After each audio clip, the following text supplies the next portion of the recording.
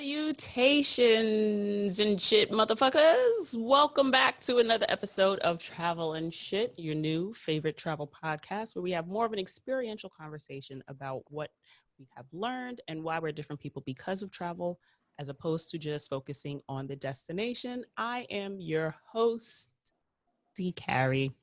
Welcome back, motherfuckers that have been here before, and a bright, airy, sunny back in the studio. Welcome to all the new listeners.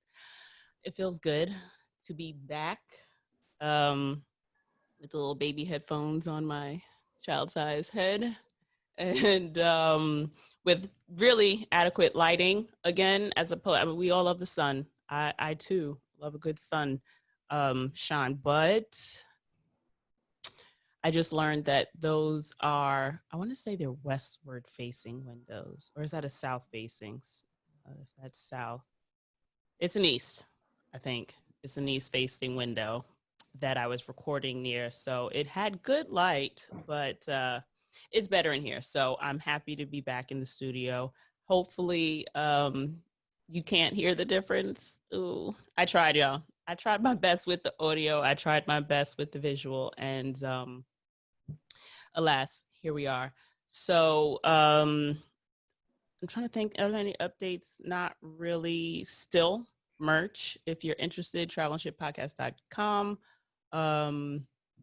Still doing gift card giveaways for those of my plant parents that are interested in winning dollars to be spent at jordansjungle.net.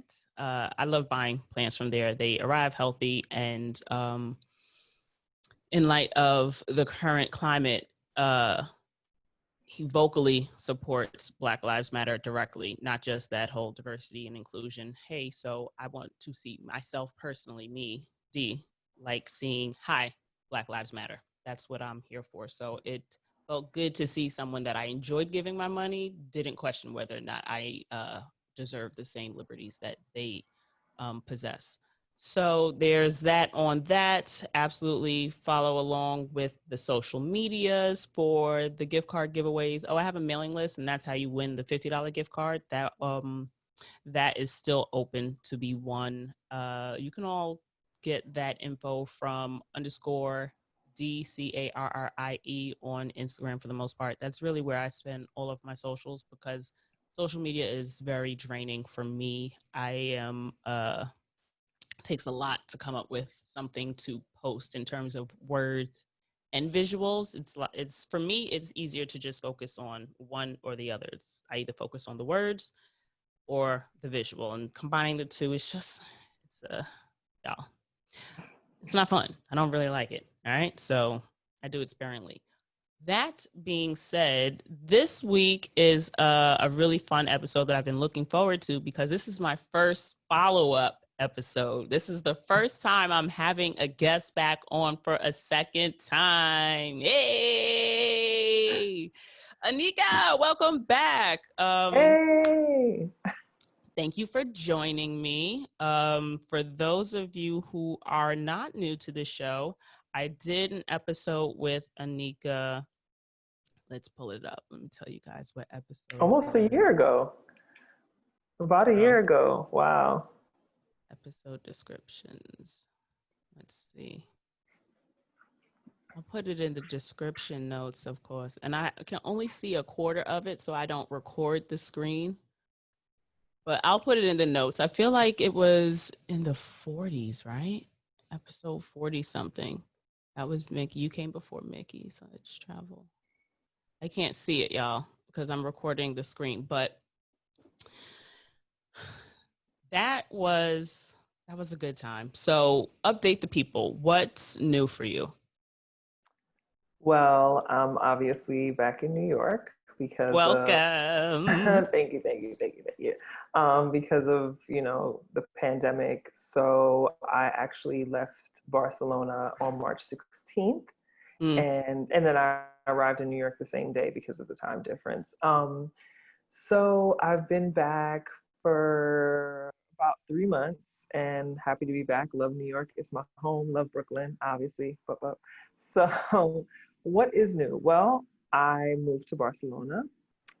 Anyone who tuned into the episode that we did before knows that that was the trajectory that I was going for. Started dental school, and it's hard, first of all. So if any of you are thinking about becoming doctors, yes, it's hard. Um, Definitely struggled a lot throughout my first semester rather of dental school. Some with the work, with the the course load and the courses themselves, but more so just with the environment. So just to explain a bit about how higher education works in Spain and probably for most of Europe, to be honest with you. When you go to university and you want to become, you want to go into your profession, doctor, lawyer, dentist, nurse, you do that straight out of high school, opposed to in America where you go and you get an undergraduate degree first and then you apply for a school in those professions. So the first issue is that I am in school with 18 and 19-year olds, the oldest maybe being about 24. I am 33. I'm a bit of a late bloomer, but that's okay. On time bloomer, because everyone's bloom is different. I want to say that it was probably something along, I think it was Miley Teal that said it. I personally love my league for many reasons, but one of the things that she makes note of is that she doesn't really care for when people refer to her as like a late bloomer, because everyone's life is supposed to happen in their own time. Like just because it didn't hit like that social norm or the social trajectory, like not having kids at 22. So if you have kids at 42, you're a late bloomer, but it happens when it happens for you. So yeah, you weren't, the 21-year-old, the 20-year-old in the class, No. but you was there when you were supposed to be there. I was, and I definitely, I believe in that. My mom used to say, listen, honey, Mama Neek, she used to call me Mama Neek, things happen when they're supposed to happen. So I'm okay with that. At different points throughout the semester, I really struggled with being the oldest person in the class because I feel like I'm so far removed from college and grad school. It's been a long time since I've been in school. And so getting back into the mode of studying, whatever. Mm-hmm. So that was a big hurdle to overcome. But, it is what it is. When you have a goal, you have a goal. The second thing is I was one of two Americans. There, Americans just don't go abroad to go to school for whatever reason. And I was probably one of 5 people of color. Mm. So now, how large was the class overall? So in my year, there are 52 students, and I'm actually the only Black person. Okay. And then I've seen a couple of Black people around school. I assume that they're probably from France because there are a lot of French students in my university. And I don't know if they're in the dental program or if they're in medical school or nursing or pathology, but I can count on one hand how many I've seen. And for some people of color, because obviously we're not a monolith and I don't want to put us all in the same category, but for some of us that could be an issue, just not having a space where you can just freely be Black.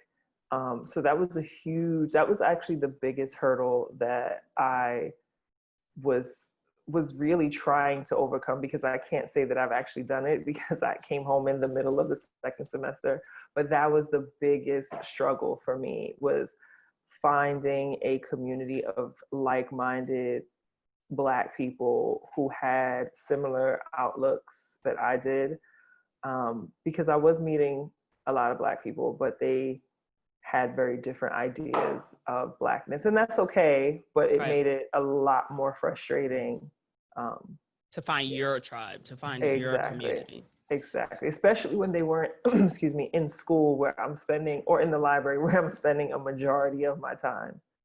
And I think it's important to note that it's not your first rodeo with being the first woman of color abroad? Because in our first conversation we discussed your experience teaching abroad.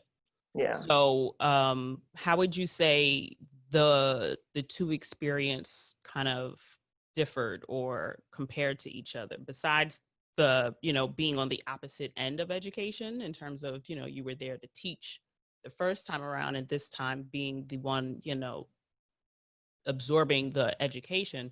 Well, I mean, in both instances, you get what I'm saying? Like, Right. even as a teacher, I feel like the better teachers are able to learn from their students and then, in turn use that to teach the student. But this time being the student, how would you say the experience differed? Because you've experienced it, but I'm assuming that there was something about this experience in being different was different from your first time going through it. Definitely my time in Barcelona felt extremely different from my time in South Korea.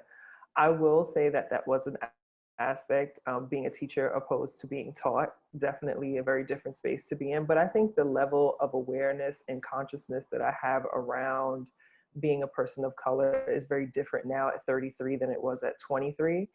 And I think that I have a very different outlook. No, I don't want to say very different. I have a more evolved outlook on what it means to be a person of color in a space where there are no people of color. At 23, I was not particularly aware of the ways that I had to be malleable to fit into those spaces, or the ways that I had to be presentable, or the kind of the daily act that we do in order to be perceived a certain way in spaces. I'm not sure that I was aware of that at 23, 24, but now, a decade later, I'm extremely aware of that and a bit exhausted with it, to be quite honest with you. And that's where a lot of my frustration came from in Barcelona. And that was the text that we were having when I text you back in March. And I'm like, okay, we need to talk about this, because I don't know if I'm sure a lot of travel people are talking about it, bloggers, vloggers, but this is a very unique experience. I think being a Black woman, being about a decade to 15 years older than everyone that I'm in school with, and then being the only me that's there, definitely, I want to say, created a lot of frustration. Definitely. So how did it, like, because before I interrupted you, sorry. It's okay. You were mentioning that the Black people that you were finding weren't exactly there for the same reasons you were there. You were there as a student, so you spent a lot of time in the library and in other, I would assume student-centric spaces. So what was it for you that made the difference in discomfort this time around? I would say that a large portion, well, firstly, most of the Black people that I was meeting in Barcelona, have met in Barcelona, are women primarily. I have not met too many Black men, and that's not to say that Black men don't travel and live abroad, but I just assume was my same experience in South Korea. So I'm under the assumption that maybe we just live abroad a little more, but don't quote me on that because I don't have stats on that.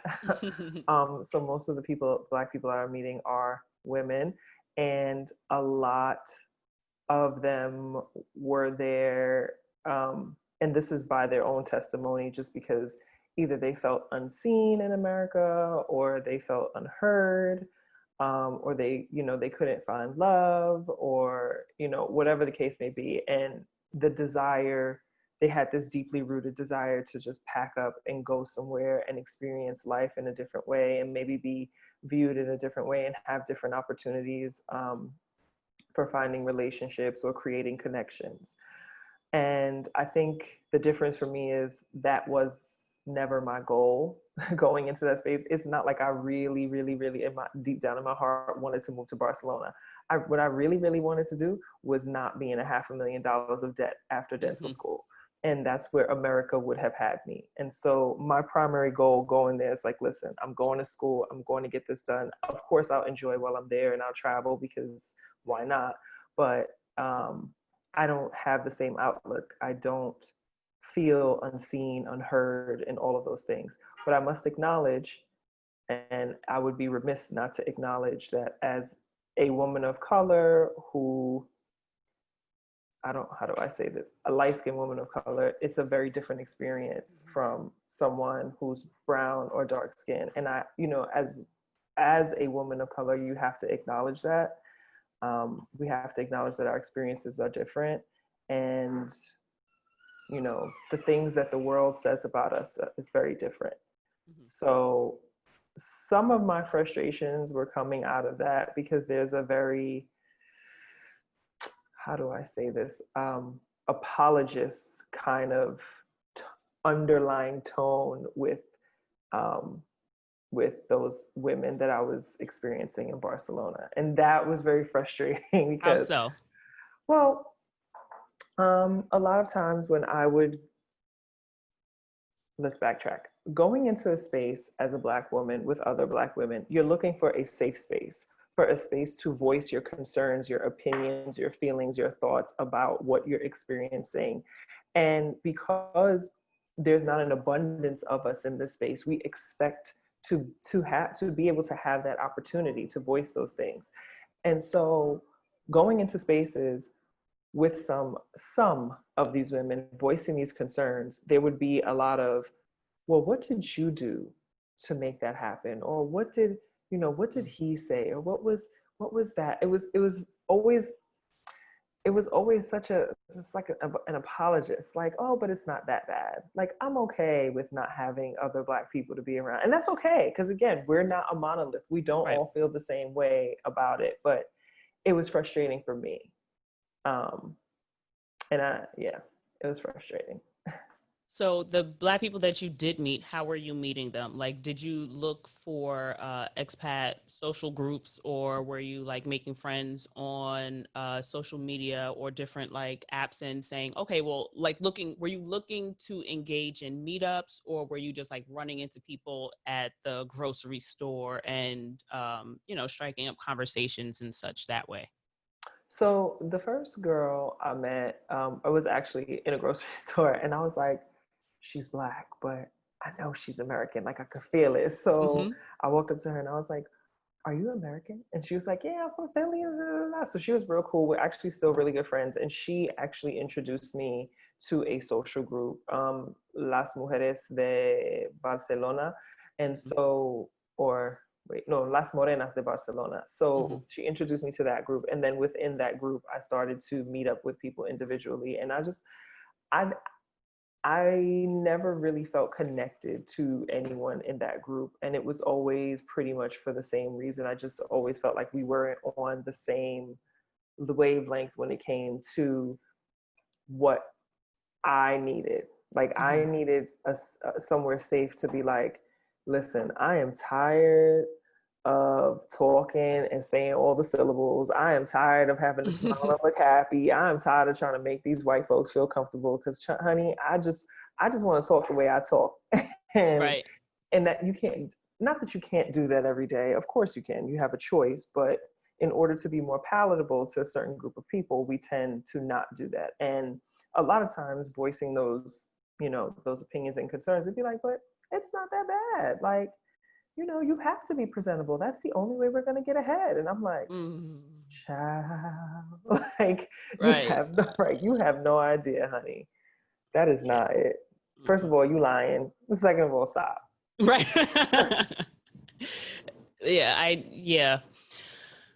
I had to kind of, it's respectability politics. I hate it across the board just because it doesn't work.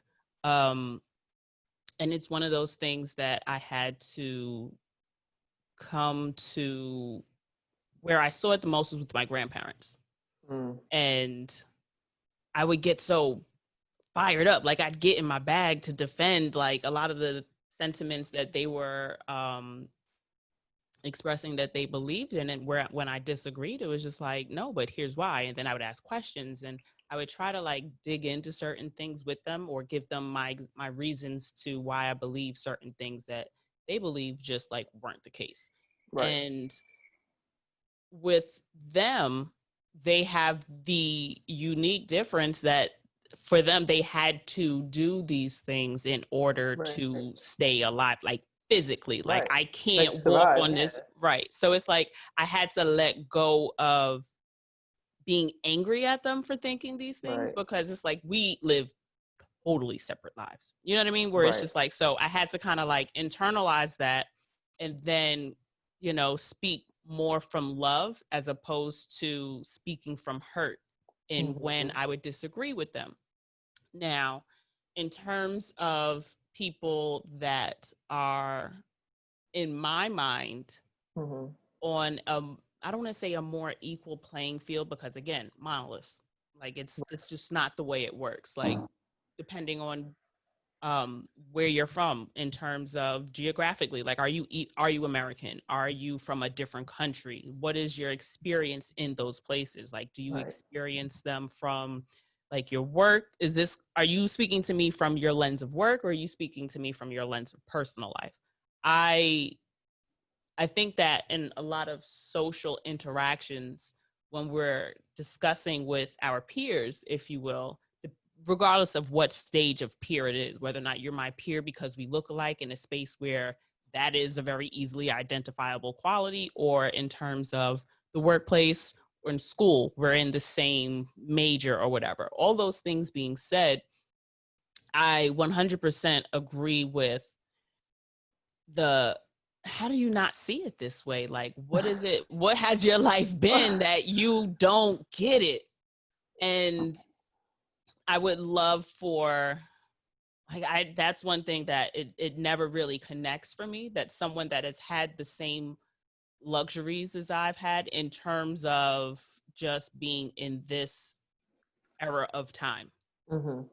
That's more what I want to point out, because even though we all are in this era together, in terms of like the 18 to 40 demographic, I mean, like, Right. people we would find ourselves being friends with, if you will, Mm-hmm. we can live different lives and be from different areas, but we've seen the same things along the same timeline. So it is baffling to me where when people can't step outside of their own experience and see why certain viewpoints and ways of thinking are problematic. And Right. because we're in this same, again, era of space where, again, not holding socioeconomic things against anyone, right? Like, we all, assuming we have equal access to the internet, assuming we have equal access to not worrying about where our next meal comes from, assuming we Mm-hmm. have equal access to not being concerned with where we're living. And that's what I mean by peers. It's like we're in a very similar playing field where we're not worried about certain things. So it's like, okay, with all of this at your disposal, with all of this time, or with this luxury of disposable income, like, how do you still feel so, like, in my mind, I wouldn't say backwards, but I don't want to be the judgy person. But at the same Um, time, it's like my I grandparents get had it. their reasons. Like, they had to, they wanted to be able to live to be grandparents. But for Right. someone that doesn't have to come from that space, it's very more. It's a different type of frustration. It's so deeply frustrating. I can't even articulate into enough words how frustrating it is to hear another Black person talking bullshit. Like, to be honest with you, just talking nonsense. Like, no, but it's not like that. We just have to work really hard and pull yourself up by the bootstraps. And we all have the same 24 hours in a day and we all get the same opportunities. If that were true, if that were true, things would be very different. But that is not true. And it never has been. And to hear other Black women in a foreign country, in in a part of the world where people throw bananas at Black soccer players, to hear them say something like, well, Black people, basically, essentially what they're saying is, well, Black people are just lazy. That's why they haven't gotten where they need to be. To hear you allude to that and to buy into the rhetoric, and it is just supremely frustrating. And I've also realized that those are people that I absolutely cannot align myself with, because we're never going to see eye to eye, and you're absolutely never going to understand why I do the things that I do, and why I live the way I live, why why I will pick up the phone and call a place and ask them if it's a Black owned business, or why I'm trying, in the work that I'm trying to do, I'm only trying to employ Black and brown people. Like, you'll never understand why. And if you want to live in a bubble where none of this matters to you, then that's fine. That is absolutely fine. But you cannot expect other people to hold those same false virtues, because it's false. What you believe in is actually false. And I feel like there's enough evidence, and there's enough statistics. There's just more than enough to show that that way of thinking there's nothing to support it. Right. So where on the spectrum did you find yourself in those situations, in terms of the revolutionary mindset, if you will? I've realized I'm not an educator. I don't have the patience, and I also don't feel as if I possess the statistics, the facts, and the scope of vocabulary that I would want to impart on someone, or I'd want to leave someone with, in terms of not arguing them down in a sense of my ideas are better than yours, but I don't feel like I have the capacity to have the kind of conversations I think people would need in order to see the error in their ways, if you will. So I'm not an educator. I don't necessarily have that patience and that time to sit and explain to people why they're wrong. I do, however, find that I am a nurturer. I'm a lover. I would much rather spend my time and energy and whatever resources I am to give to the movement to make sure that my people and people that look like me are okay. How can I help you? How can I make your day easier? What can I do that is going to support you in where you're trying to get? That is, for me, my role. So did you see did you see a change, if any, in how you were showing up, if you will, in that space of Blackness, I guess you can say, any differently? Because it's one thing to feel that way at home, right? And it's another thing to now see yourself in a space that's your new home. But it's like, did it feel like a temporary home? Let me start there. Oh, absolutely. Like, okay. I have no intentions of staying in Barcelona past dental school. I mean, if I find somewhere else in Europe to do a residency, then I'll do that. But the likelihood of me coming back to New York to finish up is very high. And it's not because Barcelona is a terrible place. Barcelona is beautiful. I would tell anyone, if they're looking to visit. Wine, phenomenal. Cheese, great. All of those things. But for living, I personally didn't enjoy the time. And I know that I have years of school left, but for me, in my mind, the way I set it up was like, I kind of just go to school in Barcelona. It's as if I go to school in Canada. You know what I mean? It's just somewhere I fly home 7 hours and I'm done. It never felt like home. It never felt like anywhere where I was going to put down roots, because the types of things that I enjoy doing, the type of people I enjoy being around, the conversations that I want to have, the things that I want to do, the spaces that I want to be in, they don't really exist in the amount that I would like them to exist in Barcelona. There's little pockets, but I want to I don't know. And I think part of it is just coming from Brooklyn. spending a lot of time here, spending a lot of time in Bed-Stuy and Philly and Baltimore, and just, knowing that there are Black creative spaces and there are just Black spaces where we can just be. We don't even have to be there being creative. We don't have to be there doing nothing. We can just be.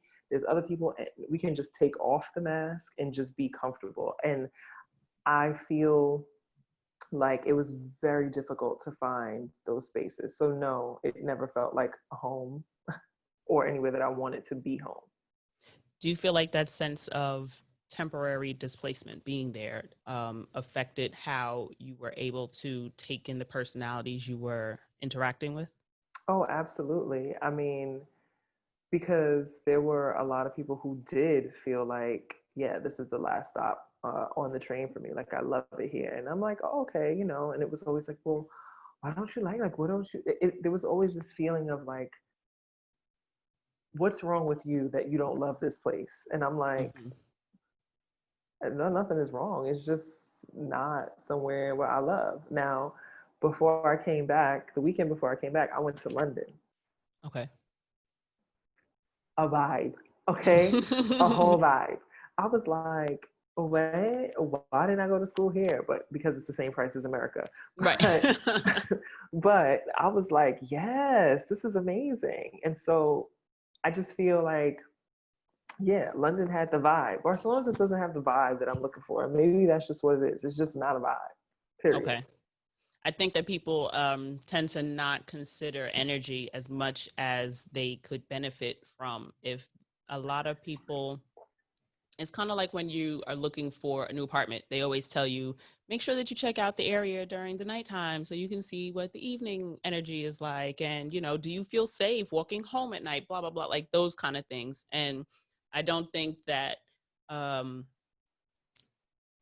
guess it's also attributed to luxury. If you are going to embark on foreign study or expat life to whatever extent, if you don't go check out the area beforehand, it's like, or if you don't vacation there before, and then also vacationing in the space and then moving to a space are also very different. It's right. like there's a different set, or I guess a different feeling of short-termness where you can easily kind of brush certain things off because it's like you see the deadline and the deadline is so much closer. And also I think that as many of us try to be as culturally immersive as we can when we travel, there's still a difference in if you're not in, for example, I don't necessarily see my trips as vacations as much as I see them as just like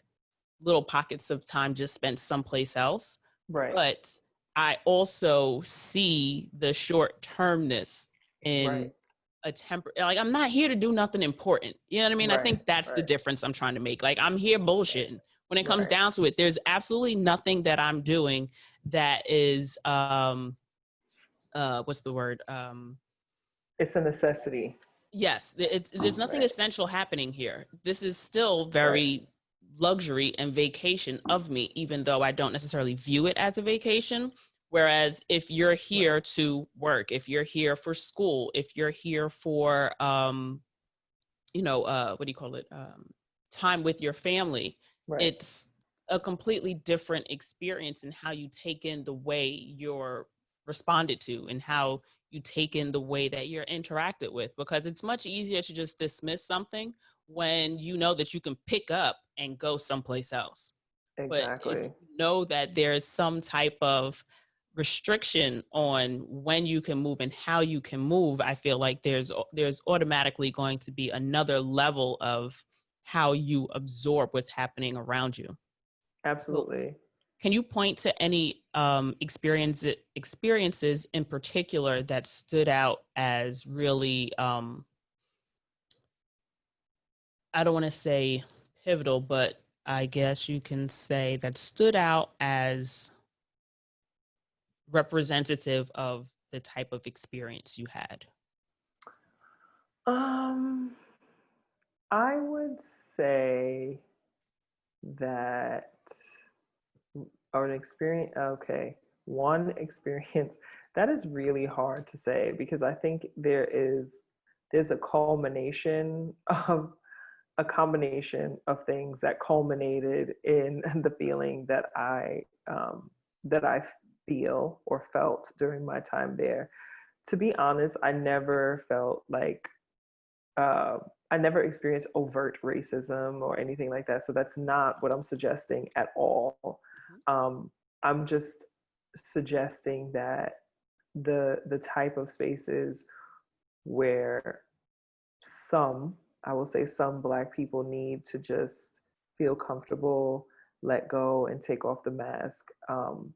There are not a lot of spaces that exist like that. And I think if I had to speak to one experience, it would be being the only Black person in a class of 52 people. That is like, yeah, and having people ask me ridiculous fucking questions about like, oh my God, having, oh, okay, actually a great example. So I have an Italian young man in my course whose name will be left unsaid. And he is a young man of maybe 19 or 20. And his grandfather is Black, which he let me know because for some reason that was very important to let me know. So one day, I'm walking out the library and he's like, all right, see you later, my nigga. And I'm like, what? I was like, you can't say that. And he's like, yeah, no, I can't. I'm Black. I was like, and then he proceeds, this is how I found out he was Black, actually. He proceeds to go to his phone and pull up a picture of his grandfather, who's like some kind of pianist or maybe a trumpeter. I don't know. And I was like, listen, you actually can't say that. And while I didn't feel like racially attacked at all, Right. like in that situation, the ignorance around what that actually is and how, like, just the whole ignorance around the situation about saying the word, about being Black enough to say the word, understanding the politics of being a person of color. It's just that. And I think that is a very, I think it's a poignant experience, and it's representative of exactly what I'm saying. You know, I could choose to be an educator in that moment and go into an entire, you know, soliloquy about why that's not okay. But to be honest with you, I feel like my words would fall on deaf ears, and I feel like my effort would be wasted. And that is something that I've come to realize throughout, you know, my time in Barcelona and experiencing these different types of Blacks.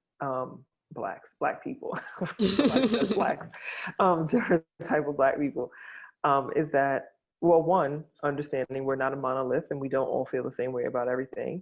And two, knowing that as much as I want to educate and as good as I am at it, it's not always going to be received because people are where they are in their experience. And if your life experience has led you to believe that this is the way things are structured and you can't possibly see it from my viewpoint, then I have to allow you to be into that space until something tells you otherwise. Right. And now, since we are in this entire Black Lives Matter movement, to be honest with you, I feel justified and vindicated in everything that I've been saying. Like, I've been telling y'all, and y'all haven't listened.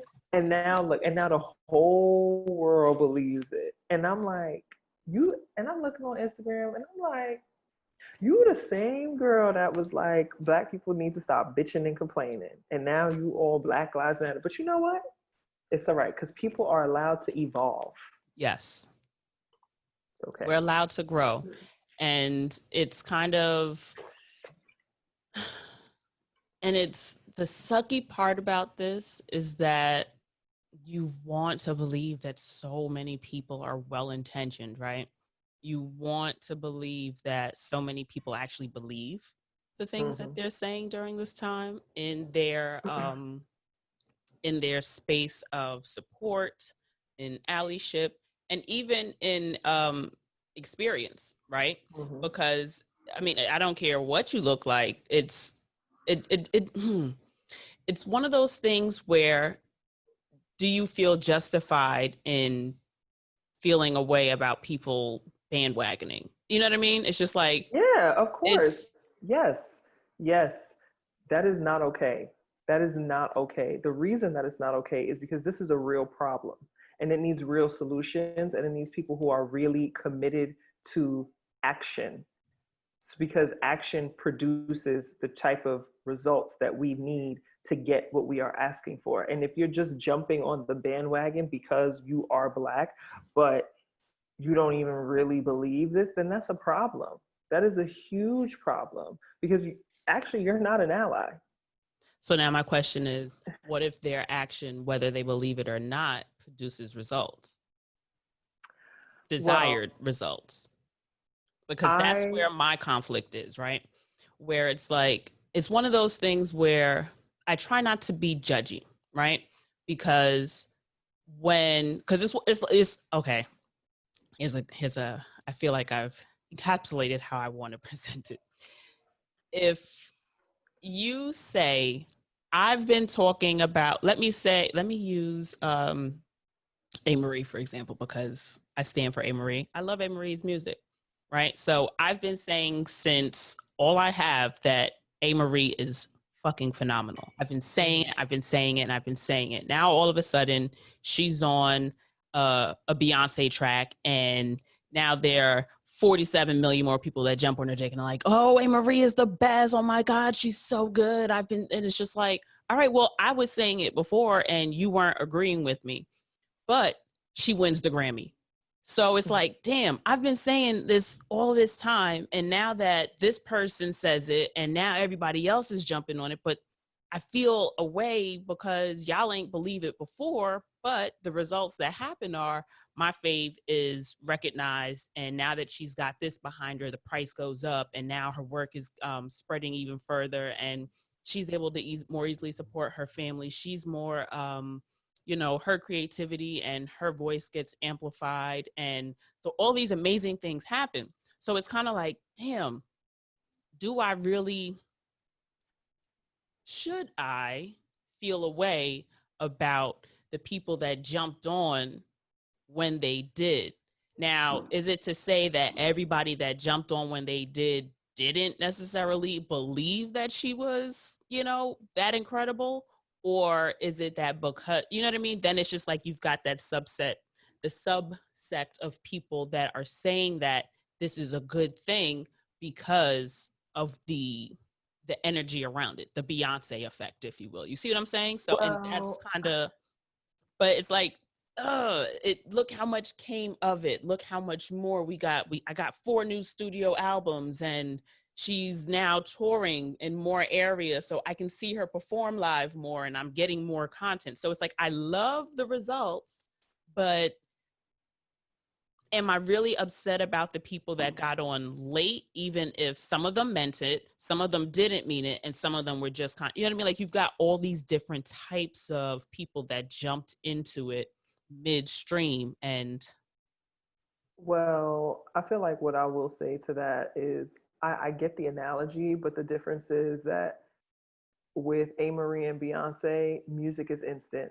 and success in music is instant. With our fight, it is a long-term battle. It is not something that's going to happen with 3 or 4 weeks of protesting. It's not something that's going to happen with, posting squares on Instagram or, having little Zoom Juneteenth conferences, little conferences and Zoom and Juneteenth. Those are all great things. And I'm not trying to downplay what they're doing because they're all necessary. And it's necessary in order for things to change, we need to bring awareness. We need to elevate awareness around it so that more people can know about it, and so that people can make decisions about where they stand on it and how they are going to approach solving the problem. The problem with people who jump on the bandwagon, and I'm not saying you shouldn't, again, people are allowed to evolve. If you evolve, if you never knew, there was a time where I didn't know this. There was a time where I didn't understand. I just said it. When I was 23 and I went to Korea, I wasn't really aware of the subtle nuances of being Black. And it was only as I evolved and I became more educated and I started reading and understanding things that I now have a more evolved viewpoint on what it means to be a woman of color. And what I will say is that everybody who jumps on the bandwagon is not fake. Some people are evolving. Some people are leveling up their awareness and their consciousness, and that is amazing because those people will be the people who will carry on the fight and the revolution. But people who are just jumping on it because it is a look, it's the It's thing to trending. do, it's trending, they are not going to be a part of the pivotal change. They may have protested, they may have stood outside, they may have made it look good for now. But we are thinking, what about 5 years from now, 10 years from now, 15, 20? What about our children, our children's children? That is going to be the difference between those who mean it and those who don't mean it. And by no means am I saying, oh, I've been saying this forever and now you're just finding out. What I'm saying is, I've been saying this forever. You've been telling me no, and now it's trendy. And now you want to you've either realized what I was saying was right, or you realize that you need to look good. Either way, Mm-hmm. it's problematic. So my my thing is, I'm really appreciative, and I love what's happening now. And I think the movement is amazing because, again, we're raising awareness around issues that even our own people may not have known existed. And there's power in numbers, and we will, get far having the numbers that we need to have. But again, we need people who are committed to committed action, who are dedicated to sustainability and sustainable action, long-term sustainable action. And and that's all, that's all I mean about I feel justified and vindicated, because now you see that I'm not just a crazy revolutionary that's been saying wild shit because I'm angry. It's a Right, real thing. right. That anger part is key because a lot of people just take it as, oh, she's just upset about something that happened. It's like, well, why aren't you upset? Why aren't you Right. upset? And I don't have to always speak from a place of upset in telling you why something is wrong. Sometimes I'm just actually stating that this is a problem. This has always been a problem. And it Right. does. And I feel like people try to, I don't want to say throw emotion, but guilt you for being emotional about something that you are within your human rights to be like in your logical Emotional human about rights. like Right. Like your existence and your safety is something that anybody with sense would be emotional about. right. And special shout out to those of you whom can take a step back from emotions and use your words to effectuate change in the mindsets of other emotional people, because I haven't evolved to that. Like, I know I personally don't do well with stepping outside of my ego and stepping outside of feelings. And I was one of my friends, I am the block, cancel, unfriend, delete queen in terms of Facebook. Like, since I got employed by my employer, I have systematically taken every couple of days a scroll through the list of suggested friends and, related friends to block, block, block, block, block, just because a lot of the people in the industry that I work in are very toxic. Oh, So absolutely. I don't Absolutely. engage, I don't interact the two. I feel like there may be 7 people that I work with in some capacity that I actually have on, especially Facebook, just because Facebook is, that's for the family. You know what I mean? You're Right. posting pictures with you and your grandma and your grandpa and stuff. Whereas on Instagram, that, at least for me, that's, I don't do the same, and it's a little bit more difficult sometimes because with a public profile, it's but so much you can keep other, like if they look for me and find me, that's one thing, but I try to make it as difficult for them to do on the Facebook at that. But that being said, Right. I had a friend that took his time and engaged with a lot of people on a mutual friend's post that they had put on Facebook. And I had, when I saw him Mm-hmm. in person, I had to be like, yo, bruh, you got it. Like, you very succinctly and clearly like expressed what was going on and cleared up some things that people tried to debate him on. And like, I know I can't do that. That's not, it's not my part of it's not in my ministry booklet. It's Right. not there for me. So I appreciate those people that can do it. But outside of the social aspect of your experience in school, how did you think your teachers perceived you? Like, how was that exchange? Um, yeah, most of my professors seem pretty, um, they were pretty okay. I mean, I had an issue with one professor um, that I had to escalate, but besides that, I think that for the most part, I had okay experiences with my professors. They don't seem, it's very different. I like from going to school here. I feel like here I developed more of a relationship with my professors. Some of them were even mentors to me and guided me. When I was in grad school, I had the chairman of the department who was, I mean, he was an amazing, just like mentor in that space that I was struggling with in the beginning. And then, you know, with his uh, leadership and guidance, just ended up excelling in. And it's not like that. It's not like that in Europe. And it's not just because, you know, oftentimes I'm like, is it because I'm detached or removed? But no, it's just a very different experience. It's a very much hands off kind of educational experience. Yeah, and it's kind of strange to be honest with you. It's very much so about how you can lead and guide yourself in school. So I never. I'm trying to think back to my professors from last semester, and it seems like so long ago, and it wasn't that long ago. But I just can't even remember. I just remember the head and neck anatomy professor that I had an issue with about grading, and everyone else was pretty. I had a British professor who was pretty cool. Yeah, everybody was cool. This last semester, I mean, I only got to experience my professors for a month and a half. And then after that, everything was online, but they were okay. I think the one of my professors I did have somewhat of a relationship with, and he was very interested to know why I came all the way to Spain to go to school. And then he was like, "You're a little bit older than everybody else." And I was like, "Yeah, a little." He's like, "What, like 26?" I was like, "I'll take Cute. it." Right. Right. I'll Appreciate take you. it. Right. And I'm like, "No, sir, I'm like 50." But um, but yeah, for the most part, I think my professors perceive me as just a non-traditional student.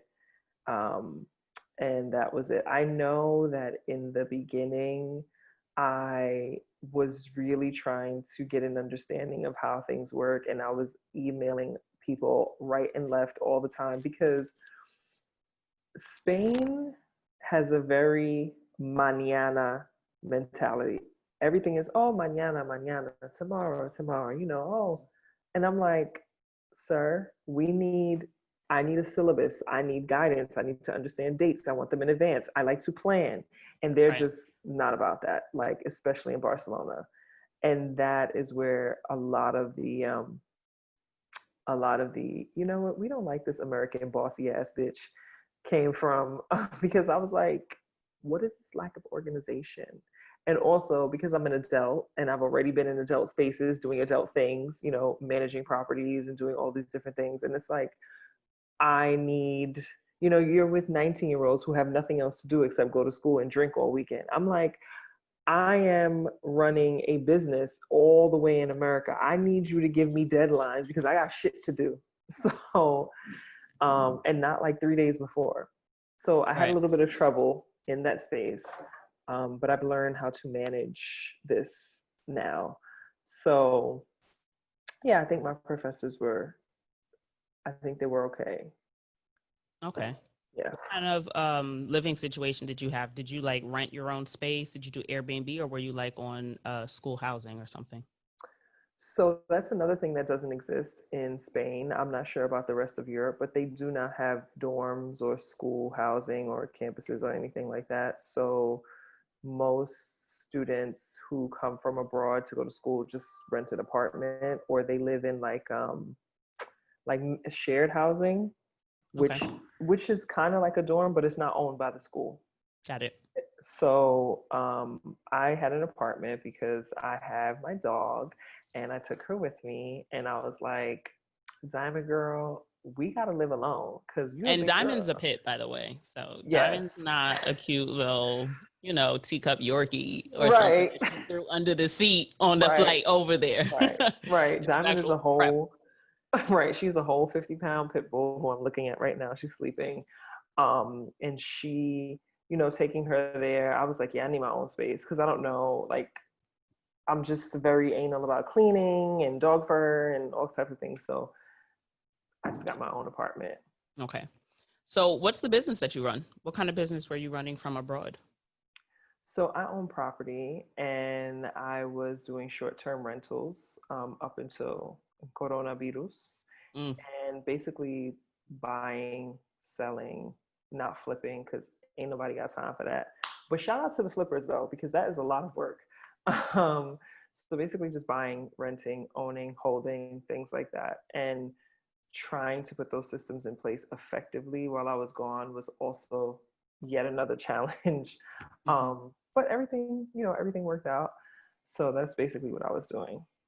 So while you were in Spain for this beginning of COVID, how was it handled there? Like, what was your experience like in terms of being in the student experience because of the way they may have handled it with your classes? And then how did you transition from being abroad to then coming home? Like, what made your final decision to come back to the States as opposed to stay there? Because I'm assuming that you are going back to the same school for next semester, right? Right.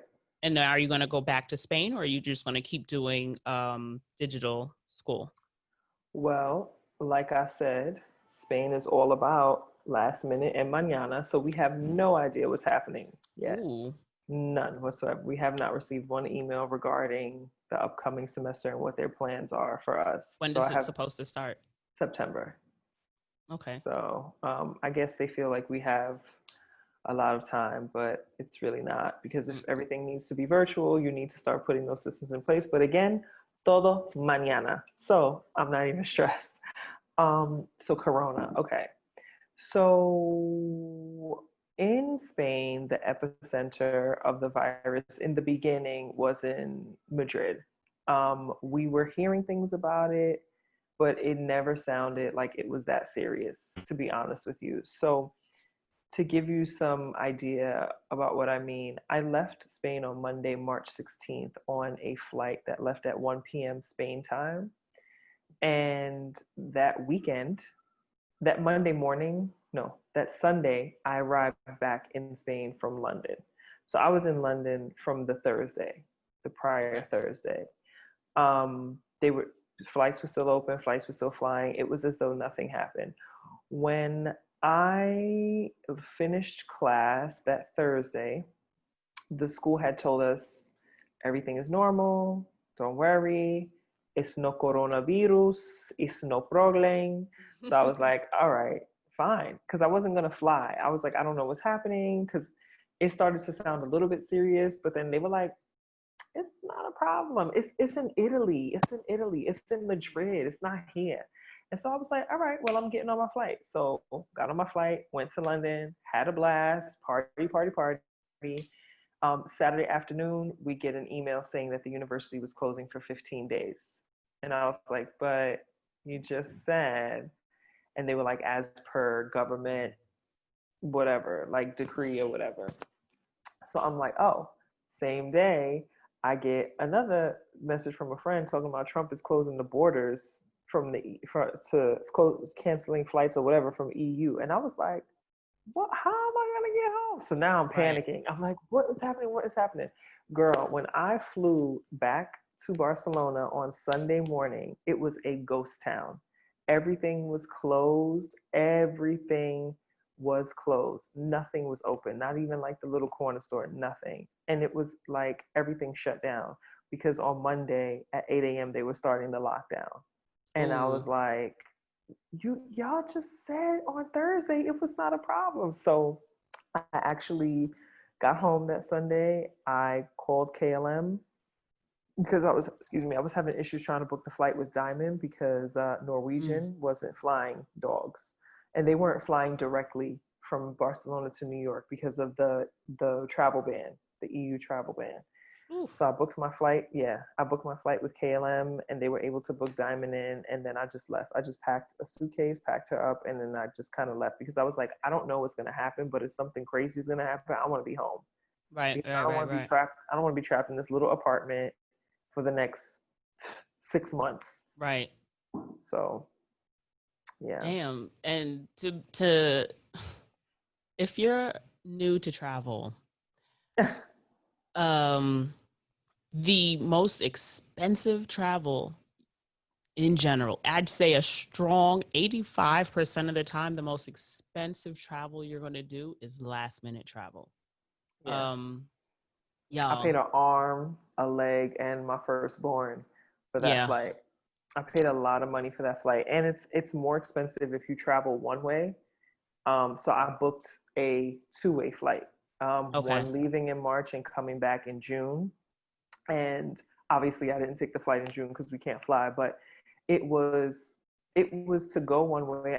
I remember it was like $1,500 or $1,400, and then to go round trip, it was like $800 or something dollars. So I was like, all right, I'll just pay the $800 something dollars, and then the extra €200 for Diamond to fly and to hold. Um, and just everything was expensive, but I was like, listen, I got to get out of here. And yeah, yeah, it was fun. But I got the money back from the return flight because it was canceled. KLM nice. canceled it, so I got like $350. Okay, um so yeah, that was it. Yes, you're right, it was expensive as fuck. Yes. so for it's just a mental note, because this could absolutely be I guess an episode for students abroad. Have that coin on hand if possible, because again, luxuries. You know what I mean? Like you Right. don't ever want to have to leave immediately. You know what I mean? Like you don't ever want to have to make that type of decision. You don't want to have to make um that flight. That come on, but it's one of those things to keep in mind should you decide to kind of uproot your life. What is your flexibility look like? What is your flexibility in terms of finances and in terms of just what type of I guess responsibilities and restrictions you have in place? Like, do you have any medical things in place where you can't necessarily just pick up and fly? Like, for example, Fletcher, one of the guests I had prior, is wheelchair bound. So, there's certain things that you have to consider about your situation that may come as a, I guess not cost restrictive, but may come as a financial burden. Like Anneka had the dog. So she can't like just have enough to fly herself home. Like, what you gonna do with your baby? Right. You know what I mean? So Right. you gotta keep Right. little things that you may want to say, oh, it's not a big deal. Just consider, if I got to get back, do I have that rainy day fund, like that emergency fund that you hope you don't need, but you want to be prepared for? So what did you have to leave Absolutely. behind? Girl, my whole apartment, a whole two-bedroom apartment, I had to Oof. leave behind. And I mean, March, when I left, March's rent was already paid. April, I paid, although I wasn't there, but I did inform my landlord that I would not be paying May, um, because my contract was up June 4th. My lease was finished June 4th. And I was like, I'm not paying for the last month because I'm not there.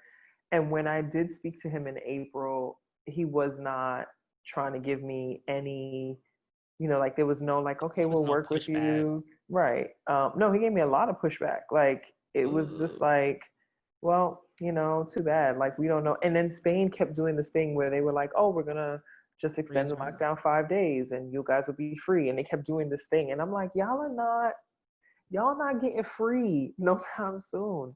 And he kept saying, well, we'll see what happens. And I was like, you know what? I'm going to pay, but I'm not paying you for May. And so in May, they did start to lift restrictions where people could move around. And so actually, I asked my dog walker if she could pack up my apartment for me. And she was so kind as to do that for me, obviously compensated because that's a lot of work. And again, this goes into how much finances you have. If you have to do things last minute, do you have enough saved to do that? And that's definitely a factor that I considered before I left, because when I lived in Korea, I had to leave. And I think we spoke about this because my mother passed away. And so I had to also leave very last minute, and I didn't have the money to leave. And someone actually had to buy my ticket home. And it was the same thing. I left my apartment. I had to get someone to pack it. And so this time around, I definitely budgeted for emergencies because I'm very aware of how it can happen.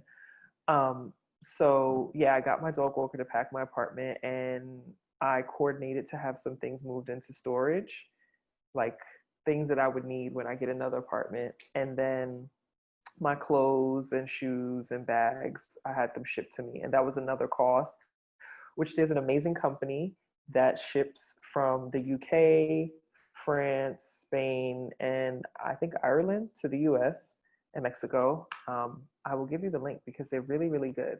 They're fast. Absolutely. We'll put that in the Yeah, my description. stuff, yep, it's so good. My stuff got here in 3 days. So Oh, yeah, they took it on Friday and it was here by Monday afternoon. I hear that hot shit. So yeah, but it's very expensive. So Mm-hmm. yeah. So, what other pieces can you leave us with? Like, how can the student experience be appreciated outside of how did you find, like, I guess, like, what did your self-care look like while you were there? Or how did you find ways to, I don't say like diminish, but lessen the stress of the energy not being where you needed it to be? Because as a student, like, you already have that cloud of, I've got this test, I've got that. And do you speak Spanish? Yes. Okay, so speaking the language wasn't an issue. Were all your classes in English or were they in Spanish? Some, it was like half and half because there were some professors who didn't have a good command of English, so it just ended up being in Spanish. Mm.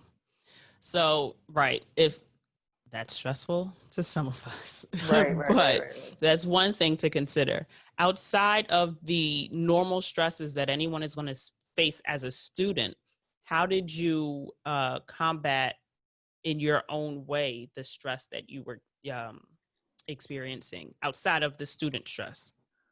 Um, a lot of exercise.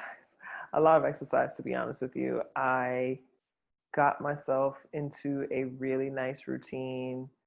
Um, Actually, more so in the second semester because first semester it was only 3 months, and that seems like a lot of time, but it's not when you're trying to adjust to living in a foreign country and trying to coordinate your entire life so that you can do all these things. So I got into a routine in my second semester, which was great because I didn't have any class on Fridays.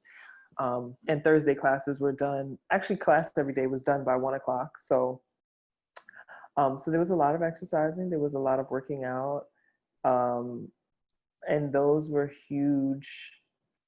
I would say they were stress relievers, but more so it was this kind of like feeling like this is mine. I'm doing this for me, for no one else. And then I found something on Pinterest called Savers. I'll send you the link. It's called Savers Mornings, and Okay. it's an acronym, and each letter stands for something. So the S is for silence, and this is how you start your mornings. The A is for affirmations, the V is for visualization, the E is for exercise, and exercise can be anything. You can stretch for 3 minutes, and each letter stands for something. And I started going through those things every morning, and it started giving me some grounding, Mm. and it just made me feel like I was ready to take on my day. You know, just I start my morning with silence, with prayer, with affirmations, because some mornings going to some classes, child, child. I want to jump out the window. But just knowing that I'm grounded, and then kind of like the visualization part, just visualizing my future every morning. Like, what am I doing this for? What do I want out of life? What do I want my future to look like? What am I creating here? Why am I here? And then knowing that I had an amazing person, albeit far away, an amazing person who's just like in my corner. And so that's something that I started doing. That was self-care. And you know what else I started doing, honey? I started doing my nails and toes every 2 weeks because I was like, I deserve it and I want to look pretty. Right. I want to look pretty. And I built a rapport, and I miss my people at Moo Moo Nails. But Hey, Momo. yeah, they were so good. But yeah, that was what I was doing. And cooking when I had time. So just basic things that people tell you to do, but when you're home, you don't do it because you already feel comfortable. But when you're somewhere else, it's like, I need to get grounded. I need something to ground me so that I do not forget when it gets hard what I'm doing this for and really who I am in this journey. I like that. Yeah. What was your experience with the community like? Because I think that we all know that perceptions matter, although they in most instances shouldn't necessarily they shouldn't really matter in a lot of cases, but it's the thing, right? So for the average student, like you said, they're 17, 20 or whatever. So although we don't look our age, we also don't look 12. We don't look 18. You know what I mean? So the average person looking at you Speak here. for yourself, honey. I look 12. It's like you could tell that we're adults, right? So the average person isn't going to look at you and say, Right. oh, she's here because she's a student. So do you feel that the community that you found yourself in terms of just going to the grocery store, coming in and out of your building, and just being outside and about in places that weren't student specific, how do you feel like your interactions with the community were? So, well, where I live specifically, and it's so funny because this is my second time living abroad, and I always end up in immigrant communities without trying to be in these communities. This is just the apartment that I could find because I didn't have any papers when I left. What's that? You didn't have any Well, papers? I didn't have a visa. I didn't have a visa when I left, and as an American citizen, we can go into Schengen countries for 90 days without a visa. But after 90 days, we have to leave. But a lot of times in many countries, you can't rent an apartment without having any sort of visa or, something to show your landlord why you're here because they could get in trouble. Mm-hmm. And so I found someone who was doing short-term rentals, and he was like, okay, but for monthly, this is what I can do for you. And so I lived in a neighborhood called El Raval, and the population in that neighborhood is mostly Bangladesh, people from Morocco, and some Nigerians. Okay. And yeah, and so to be honest with you, living in that neighborhood, and there's a lot of Dominicans there too. So people just thought I was either Dominican or Moroccan. So I never felt like, and I loved my community because there was food like Yes. everywhere. And that is a huge thing for me. And not that the food in Spain is not good, it's nice. But again, as people of color, we like comfort food. We like our stews and our rices Mm-hmm. and our beans and our plantains and That rib stick and food, the shit that's gonna right, keep you full. You don't gotta exactly, come back for three right, plates. right, and not every day, but just having it available. And Mm-hmm. so, where I lived, there were a lot of Bangladeshi restaurants, and there were two Nigerian restaurants, couple of Moroccan, and there were two Dominican restaurants. And the Dominican restaurant was the first place I went when I got there. I got some rice and beans, and it was so good. So in that specific community, I always kind of really felt at ease and comforted, even though a lot of people were like, "Ooh, you live in Raval? It's rough." I never felt like it was rough. Right. Yes, people were getting robbed all the Okay. time. I'm not gonna lie. They do a lot of pickpocketing. I actually got my phone stolen in November when I Oh, was in the wow. train station.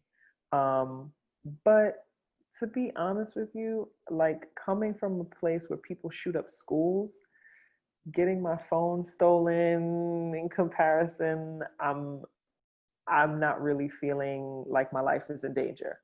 Fair. Right. Yeah, basic tour. Like I was in a Facebook group, a travel group, and it's funny because it kind of reminded me that just because you've come to the place where you know certain things doesn't mean that everybody else does, right? Right. So there were some women that were expressing concerns about solo travel, and so I'm Right. like, all right, well, I do solo travel. Like, what exactly are your concerns? Maybe I could, help you with something, right? Mm-hmm. And one of the young ladies was saying safety. So I said, well, what specifically around safety are you worried with? Like, are you worried Right. about, being robbed or assaulted, or like, because there's the I don't want to get trafficked, and then there's the I don't want to get, My pickpocketed. phone taken. You see what I'm saying? Like there, Right. there are different types of safety concerns. And it's kind of like I was waiting for her. Like I'd asked her a couple of qualifying questions. Like, now granted, I don't really, it's a not iffy area, because at the same time, you don't want to be that one, like similar to the people that you were speaking of who weren't your tribe. It's just like, there's no, well, what did you do to, elicit that behavior from someone? It was more in terms of, are you worried about something that is a concern anywhere you go?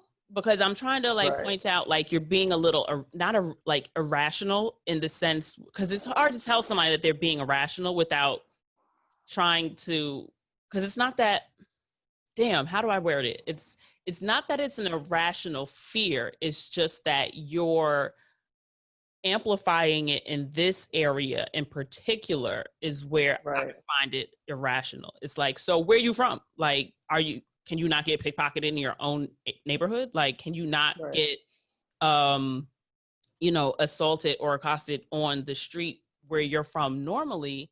And that's why there's a different, it's like the same sense that you go about life in your everyday life is the same sense I expect that people bring with them when they travel. And it's just like, I don't like, not in the sense of victim blaming, but you don't have to, wear the fanny pack that goes under your clothes, and just like, you don't have to be like, In Barcelona, you definitely do. But and you know what's funny?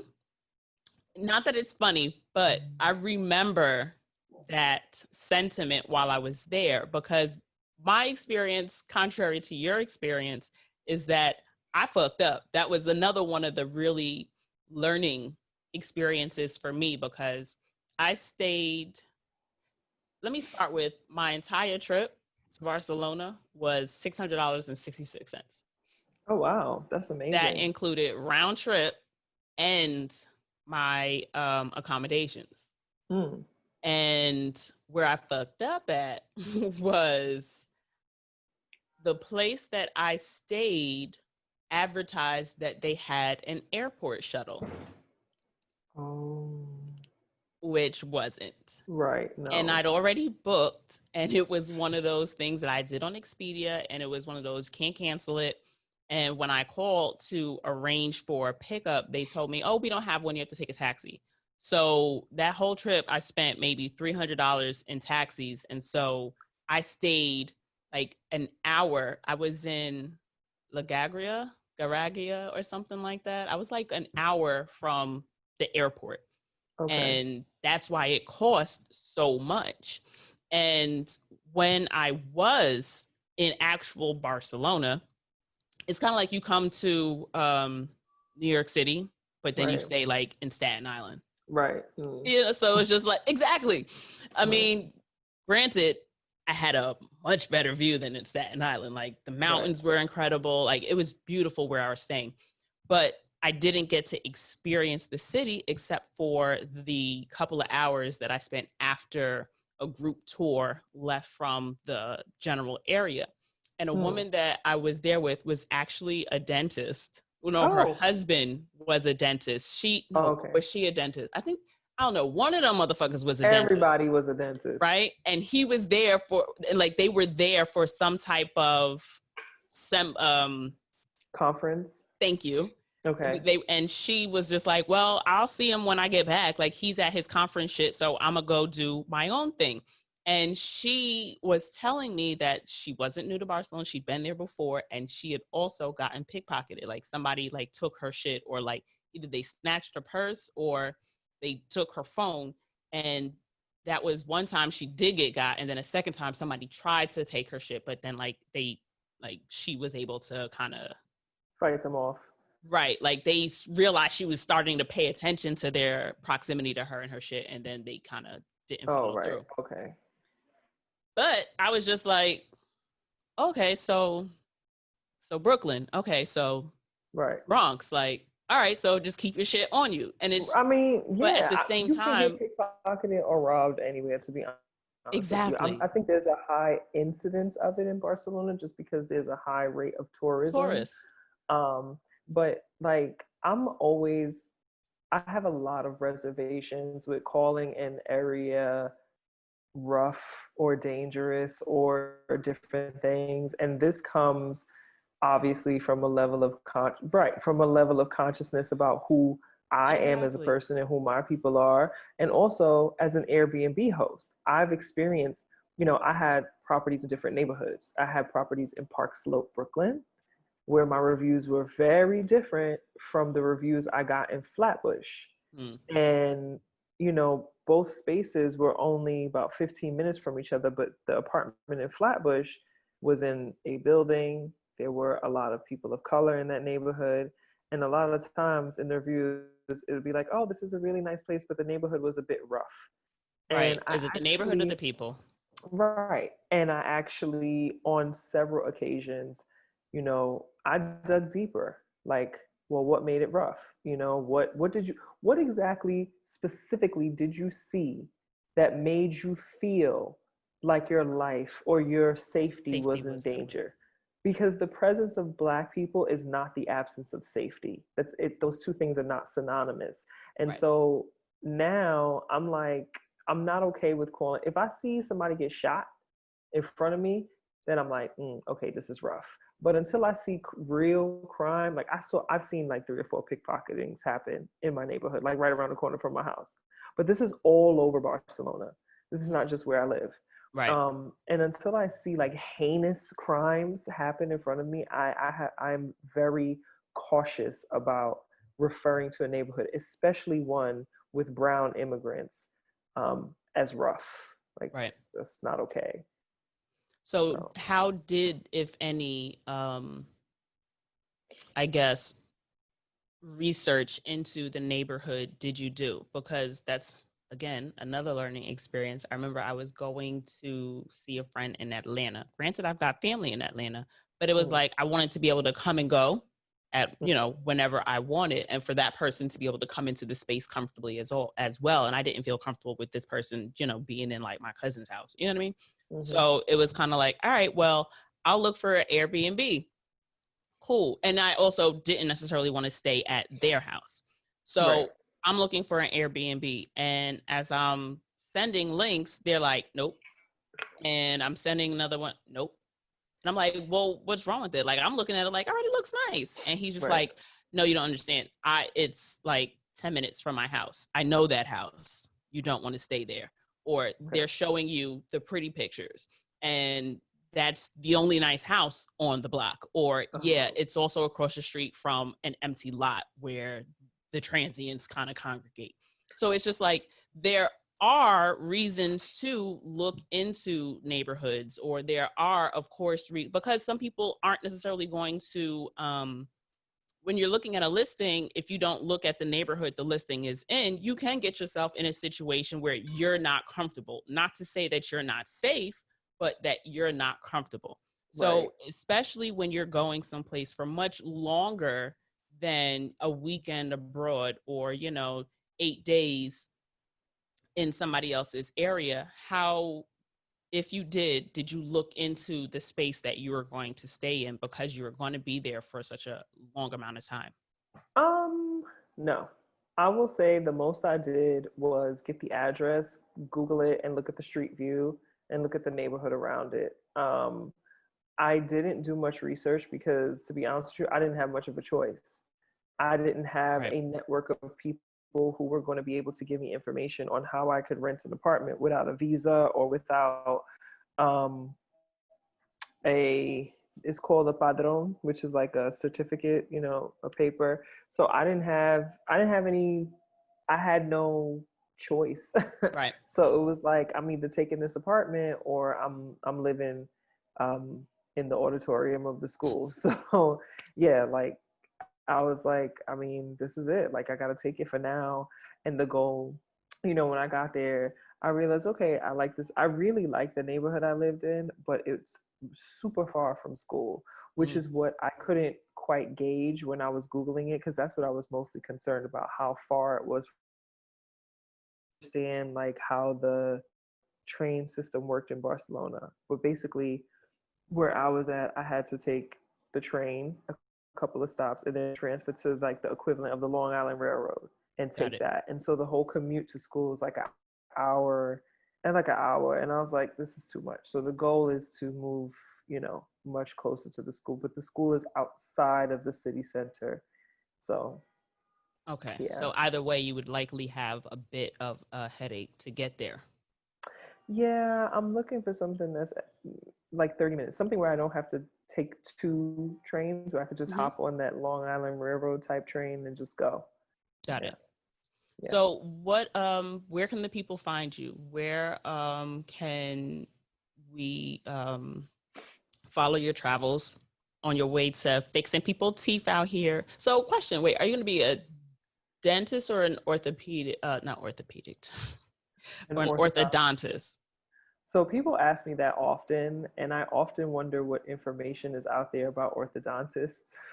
An Let orthodontist. me tell you what my understanding is, and so you could Okay, clarify that. So my okay. under, because I remember I had my wisdom teeth removed, and they said, no, we don't do this in the office. You have to go to an orthodontist. So in my mind, the orthodontist is the one that'll do any surgeries, and your dentist is the one that will do anything kind of minor and like in-house, kind of like a psychiatrist versus a psychologist. Like I don't know which one can prescribe meds, but I know one can prescribe meds and then one can't. So in my mind, it's just like your internal medicine doctor would be like your dentist versus your surgeon would be your orthodontist. That's what I. So you're almost right. So basically, an orthodontist is a type of dentist. So a general dentist would be like an internal medicine doctor. An orthodontist actually, if you had wisdom teeth extracted, they probably sent you to an oral surgeon. Okay. Because an orthodontist does braces. That's it. Ah. Orthodontists, they specialize in alignment and, like optimal occlusion, which is like teeth, aligning perfectly. And so there are many different specialties. You have orthodontists, endodontists, they do root canals, oral surgeons, they are the surgeons. They do the surgery, the blood, the fun stuff. Periodontists, they do Thumbs. they do gums, yes. They focus mostly on gums and they do a lot of implants. Ah. Um, they work with the bone and the gums. So they're all dentists, they're just different specialties. I am absolutely not going to specialize in orthodontics. It is boring. Well, I don't know. It was boring to assist. It might be much more interesting to actually do it. But when I was an assistant and I had to assist in orthodontics, I was like, honey, this is not for me. Okay. So I will likely either become a general dentist or I'll go into an oral surgery residency, depending on how my life is looking, if I'm not too old and tired by then. But as a general dentist, you can do pretty much everything. You're not limited in your scope. So that's the good thing about general dentistry. Oh, so they can perform. What would a okay? No, I'm asking then, as opposed to me Okay. assuming. So what Okay. would a general dentist do that Because if they can do a lot of different things, why do they outsource us? Is it that just they in particular don't want to do it at that office, just like Yeah. the licensures and stuff, Yep. I guess? It's not really the licensing. I mean, I know in New York State, it's not so much the licensing, it's more about what they are comfortable with, because a jack of all trades is a master of none, right? So if you're Mm-hmm. doing everything, the likelihood of you being good at everything is very low. And a lot of dentists don't want to be bothered with extractions. Braces definitely is a specialty. That's, you have orthodontics, you have to really know, because it requires all types of special equipment.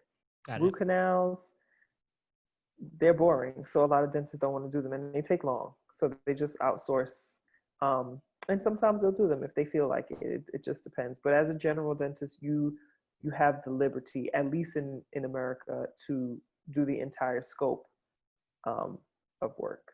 Okay, so when you go to get a root canal, that's a regular dentist. They just happen to do root canals, whereas your regular dentist just is the same kind of dentist as the person doing your root canal per se. They just don't want to do root canals. Yeah, so when you go to your regular dentist and your dentist sends outsources the root canal, they're probably sending you to an endodontist who specializes in root canals. An endodontist is still a dentist. They've just had more training in that specific area.